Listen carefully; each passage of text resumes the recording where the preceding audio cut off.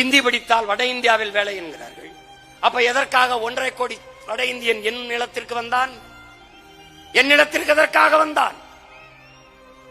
வந்தவன் என்ன செய்கிறான்? குடும்ப அட்டை பெறுகிறான், வாக்குரிமை பெறுகிறான். இது எவ்வளவு பெரிய பேராபத்தை உண்டும் என்பதை நீ புரிந்து கொள்ள வேண்டும். இதே நிலத்தில் கோயம்புத்தூர், திருப்பூரிலே இன்னும் சரியாக 10 ஆண்டுகளில் நாம் அடித்து விரட்டப்படுவோம். எழுதி வைத்து தமிழன் தொழிற்சாலையில் தமிழர்களுக்கு வேலை கொடுக்காதே என்று வடவர்கள் போராடுகிறார். இந்த நிலத்தின் அரசியலையும் அதிகாரத்தையும் அவன் தீர்மானிப்பான். நீ இந்தி பேசக்கூடிய இன்னொரு மாநிலமாக இது மாற்றப்படும். நீ அடித்து விரட்டப்படுவாய்.